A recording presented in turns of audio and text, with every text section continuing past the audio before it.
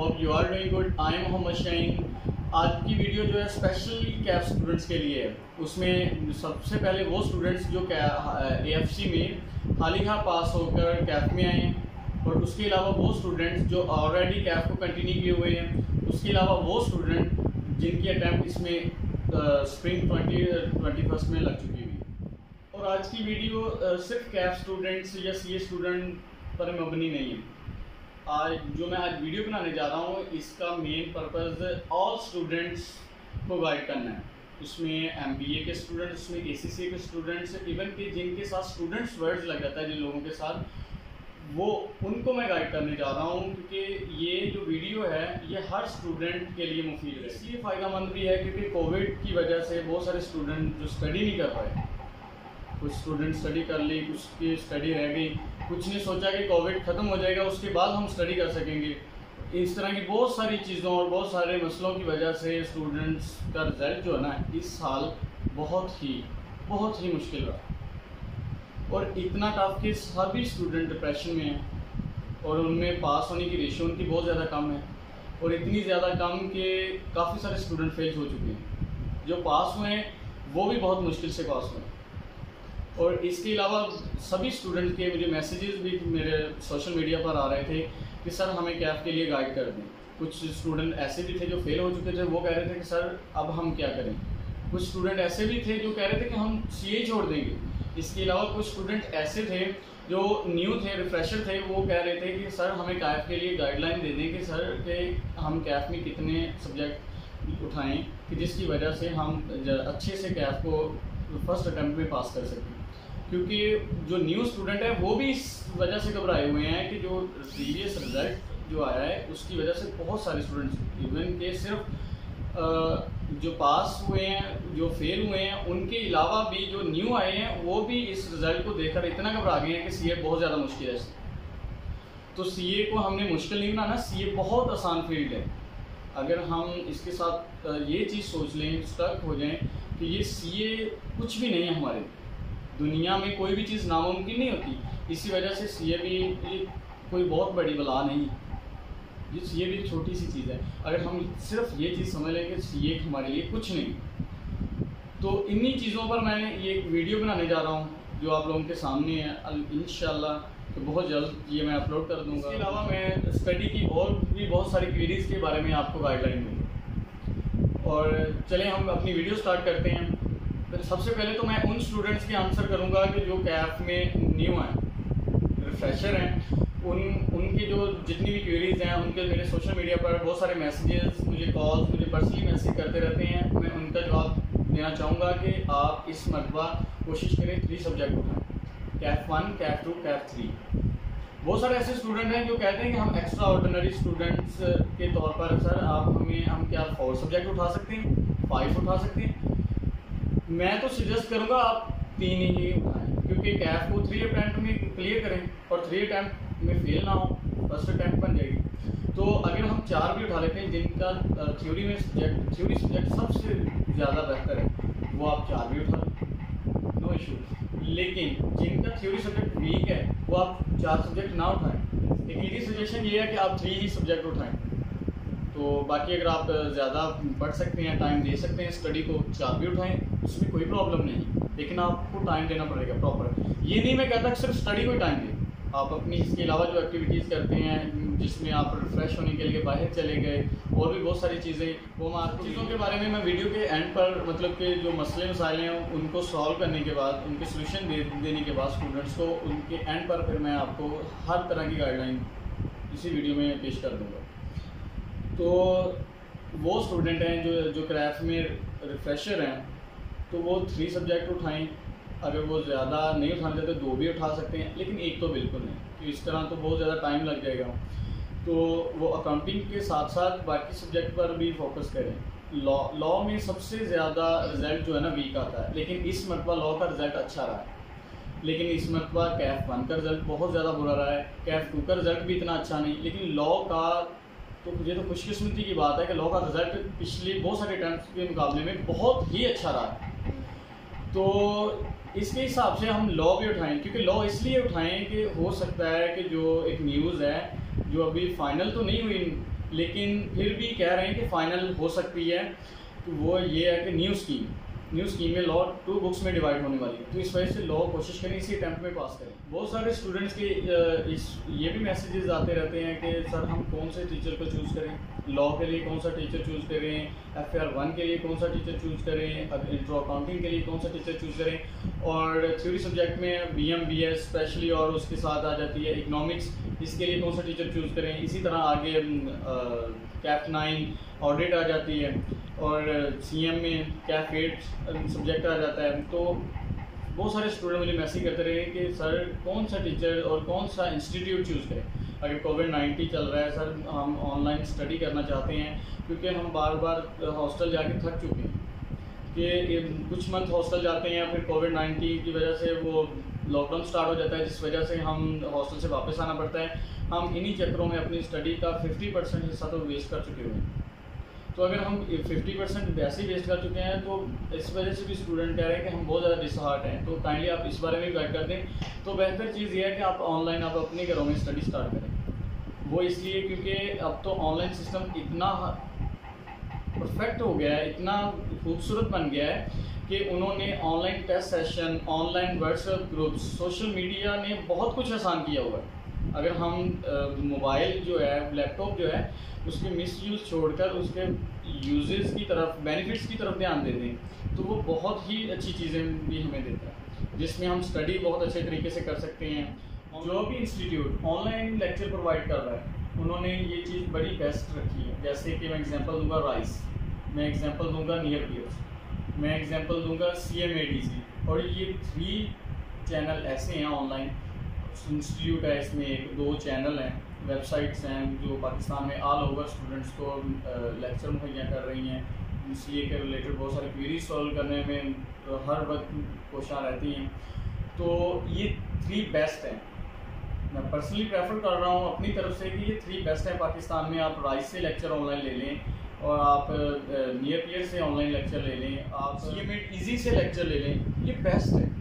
ये चैनल बहुत ही बेस्ट हैं ऑनलाइन स्टडी के लिए, वो भी CA के लिए। और इसमें नियर पियर है, वो CA के अलावा भी कोर्स प्रोवाइड करता है, लेकिन अभी हम कैफ की बात कर रहे हैं, तो इसलिए हम अपने टॉपिक पर ही रहेंगे।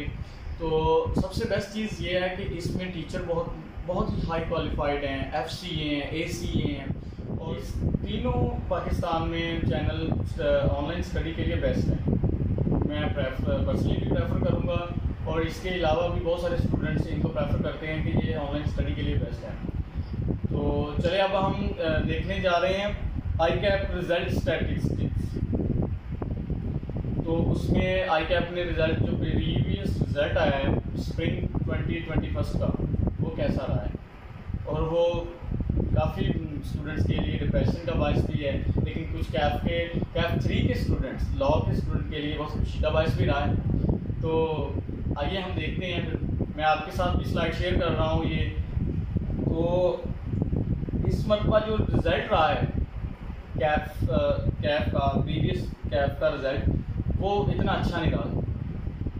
उसमें जिन्होंने कुछ स्टूडेंट्स ने तो पेपर दिया ही नहीं, कुछ स्टूडेंट तो थे ना जिन्होंने पेपर दे दिया, लेकिन कुछ स्टूडेंट ऐसे भी थे जिन्होंने पेपर ही बिल्कुल नहीं दिया, और उनकी रेशो सबसे ज़्यादा रही है। वो इसलिए नहीं दे पाए क्योंकि कुछ तो कोविड-19 से घबराए हुए, कुछ पता नहीं ICAP ने कैसे पेपर बना देना है, कुछ ये भी था कि ICAP ने थोड़ी सी टाइम ड्यूरेशन भी कम रखी। पिछली मरतबा जब एग्ज़ाम हुए, वो उनके लिए उन्होंने टाइम बहुत ज़्यादा लेट कर दिया, एग्ज़ाम टाइम बहुत ज़्यादा कम मिला हमें तैयारी का। उसके बाद उन्होंने जो नेक्स्ट एग्ज़ाम हुए, उन्होंने 1 मार्च को एग्ज़ाम स्टार्ट कर दिए हुए। तो इस वजह से कुछ स्टूडेंट तो तैयारी कर ही नहीं पाए। तो इसी वजह से काफ़ी स्टूडेंट्स परेशान भी हैं कि उन्होंने पेपर्स नहीं दिए, और इसके अलावा जिन्होंने पेपर्स दिए उनका भी रिज़ल्ट इतना अच्छा नहीं रहा। तो काफ़ी ये बैड हालत रही है इसी वजह से काफ़ी स्टूडेंट घबराए हुए हैं।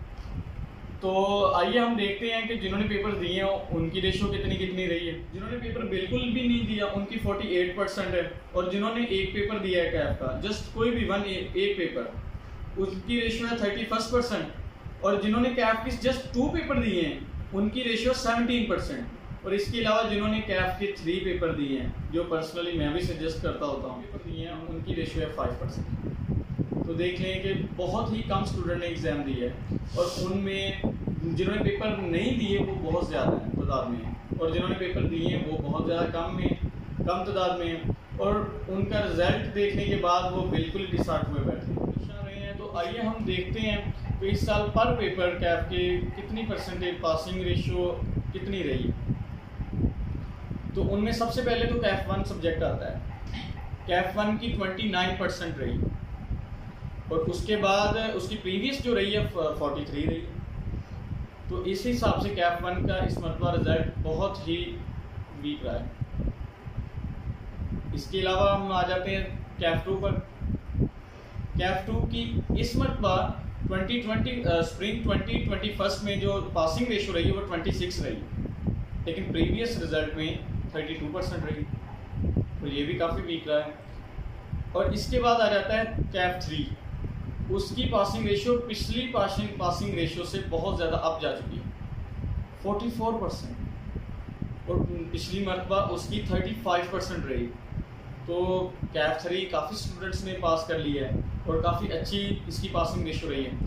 इसके बाद आ जाता है कैफ 4। कैफ 4 की इस मरतबा 39% पासिंग रेशियो है, लेकिन प्रीवियस रिजल्ट को देखें तो वहाँ 31% है।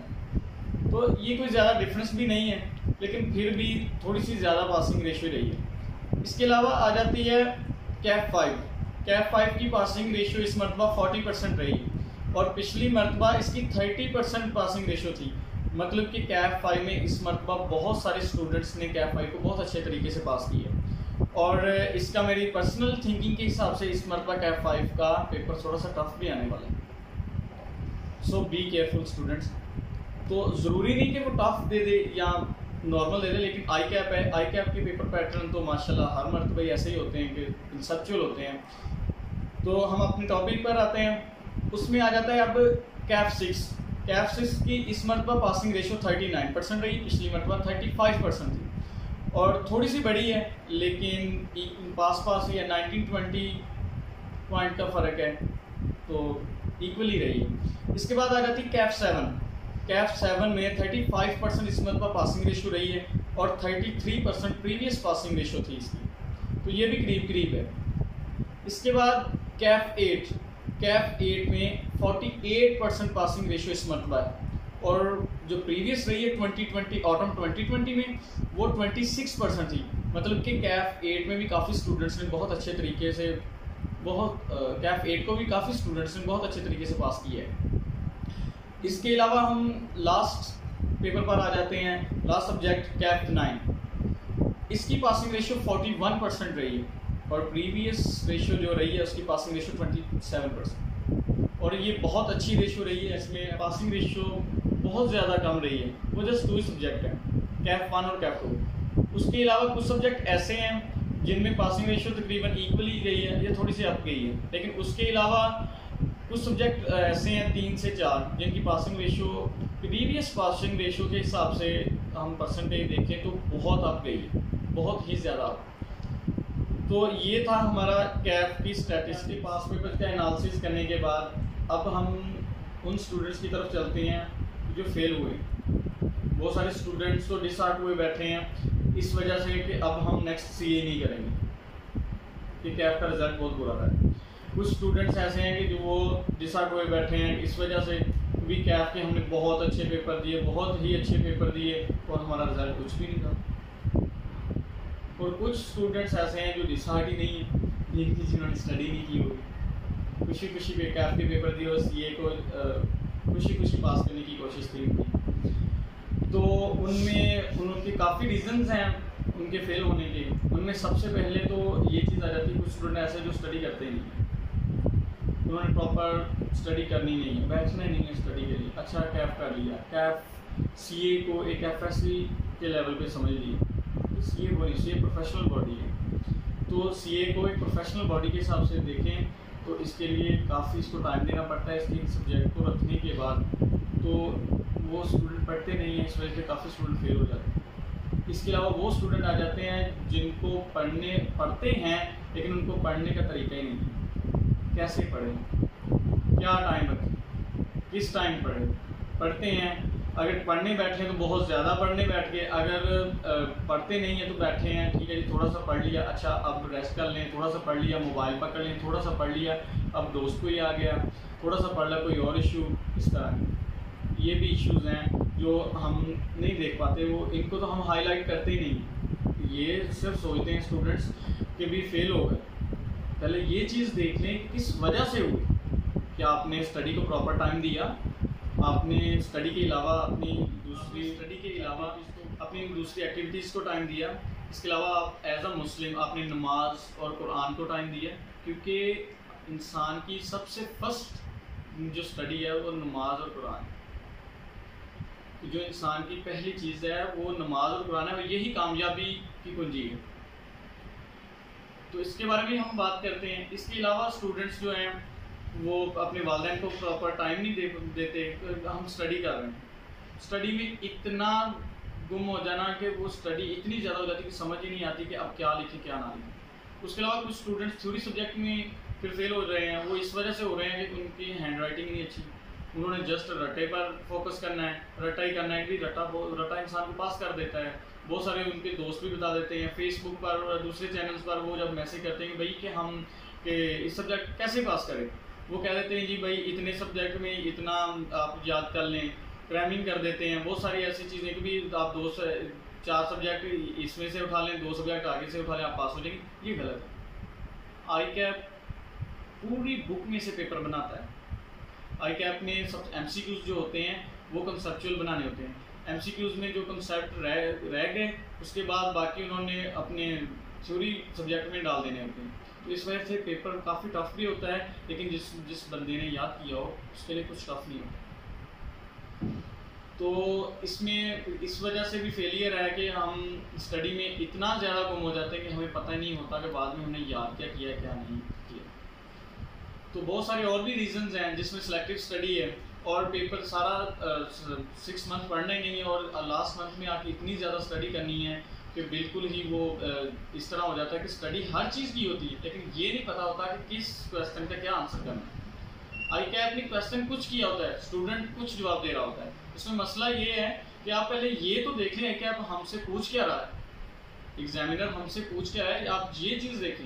आई कैप का एग्जामिनर हमसे क्या डिमांड कर रहा है, थ्योरी सब्जेक्ट में स्पेशली ये चीज़ होती है, वो हमसे डिमांड पूछ कर रहा होता है, हम लिख पूछ रहे होते हैं कि हमने याद सारा कुछ किया है, लेकिन क्या है कि हमें पता नहीं होता कि हम क्या लिखना है क्या नहीं करना। ये वो है जो शॉर्ट टाइम स्टडीज़ की वजह से होता है।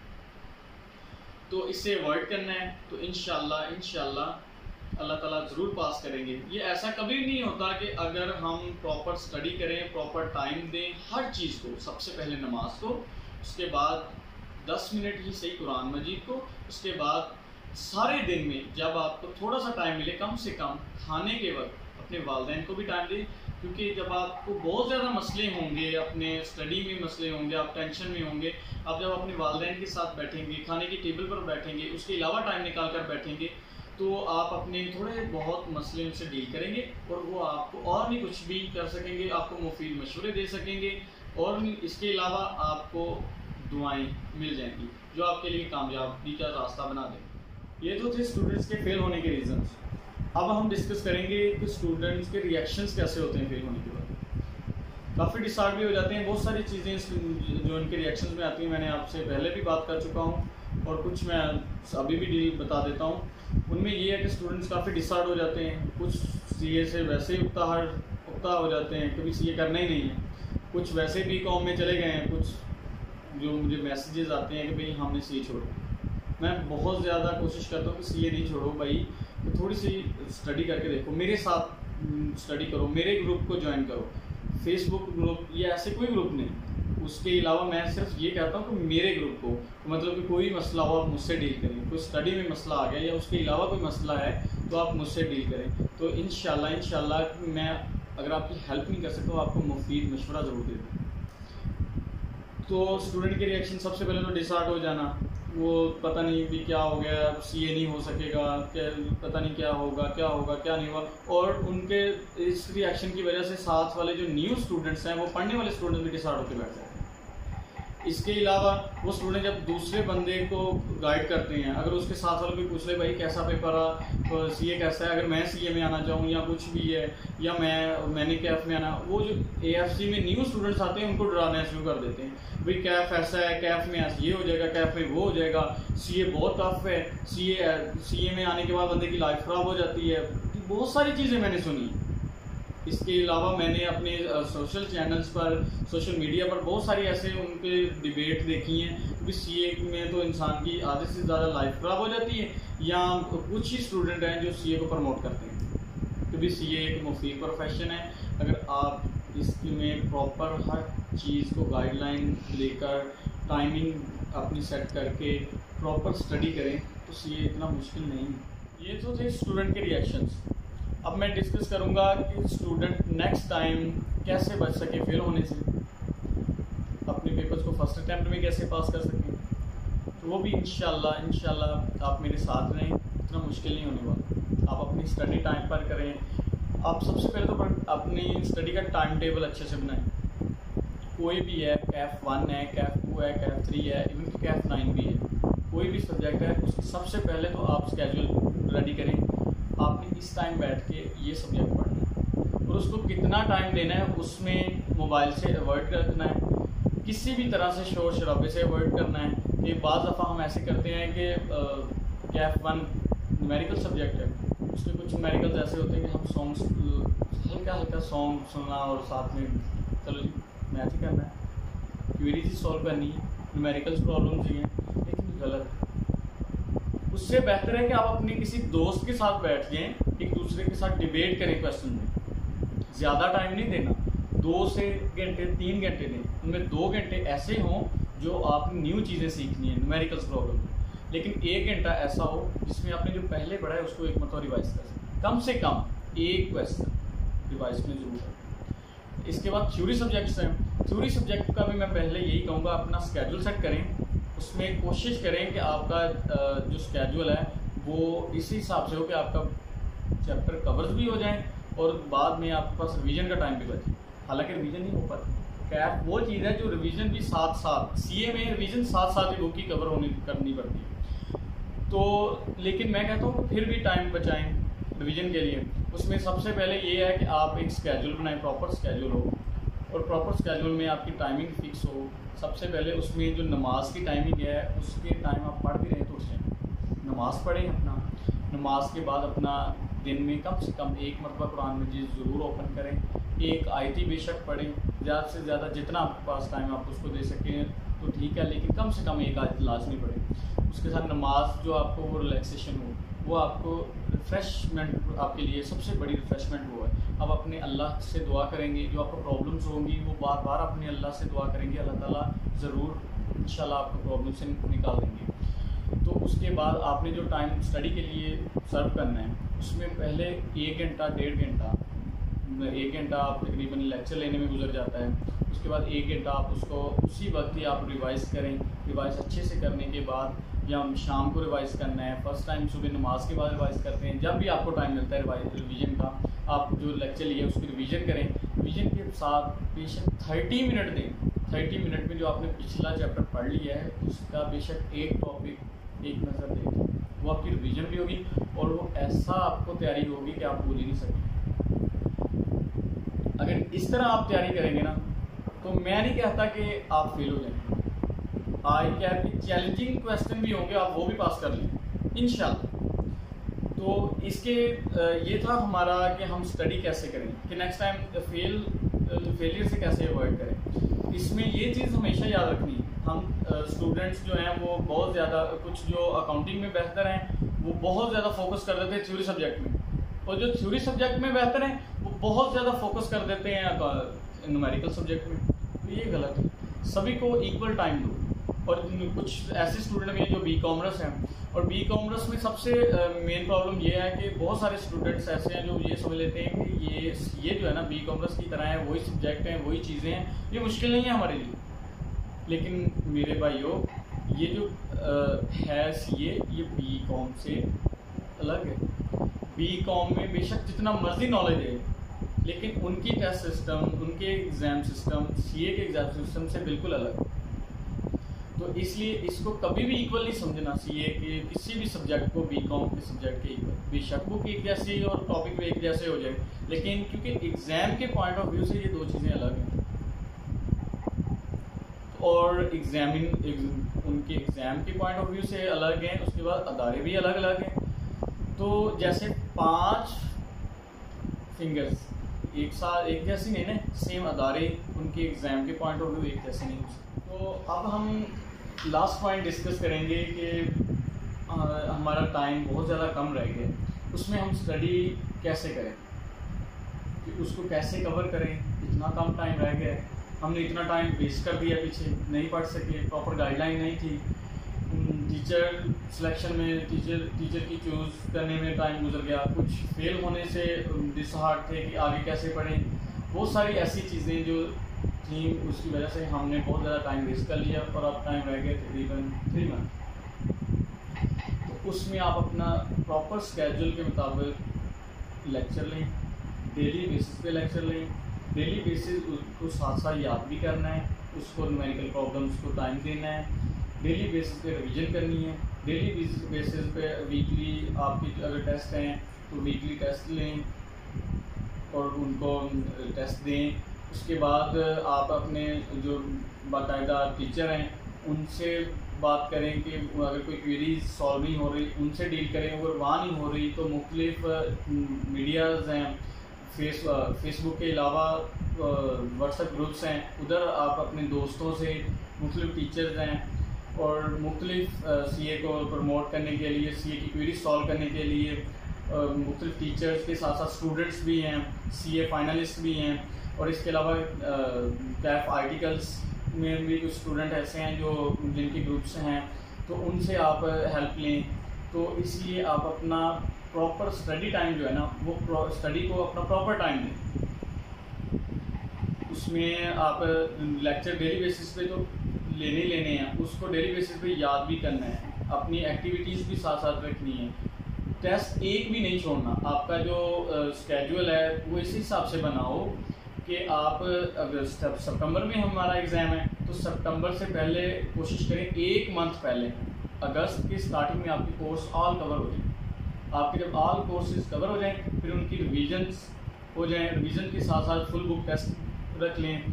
तो और टेस्ट सिस्टम में, ऑनलाइन टेस्ट सिस्टम के लिए मैं आपको प्रेफर करूँगा CA-MET और उसके साथ प्रेफर करूँगा नियर पियर्स और साथ में राइस के टेस्ट भी बहुत अच्छे हैं। इसके अलावा टीम शाहीन 24/7 आप लोगों की क्यूरीज़ के सलूशन के लिए अवेलेबल है और इसमें साथ मैं भी अवेलेबल हूँ। अगर किसी टाइम मैं ना भी आंसर कर सकूँ अपने व्हाट्सएप ग्रुप्स में, अपना पर्सनल व्हाट्सएप में, तो टीम शाहीन आपका ऑलवेज़ 24/7 आपको हर क्वेरीज़ का आपका सलूशन अपलोड करेगी। इसके अलावा मेरे व्हाट्सएप ग्रुप्स में वीकली और monthly basis test updated test upload होते रहते हैं और इंशाल्लाह आप लोगों की दुआओं से मैं ये फ्री स्टडी मटेरियल की एक वेबसाइट लॉन्च करने जा रहा हूँ। आई नो कि मेरी इस वीडियो में काफ़ी सारी मिस्टेक रही हैं, तो इंशाल्लाह मैं कोशिश कर रहा हूँ कि मेरी आने वाली वीडियोज़ में ये मिस्टेक ख़त्म हो जाए। तो इंशाल्लाह इसके बाद मेरी जो वीडियो आने वाली है वो ICAP की जो न्यू स्कीम आने वाली है उसके बारे में मेरी सून मैं वो वीडियो अपलोड करूँगा। तो उस पर मैं वर्किंग कर रहा हूँ और मैं माज़रत चाहूँगा कि अगर मेरी इसमें कोई मिस्टेक हुई है जो नहीं होनी चाहिए थी, और इंशाल्लाह मैं इस चैनल को बहुत अच्छे तरीके से मैनेज करने की कोशिश करूँगा। With us, don't forget to subscribe. Thank you. Allah.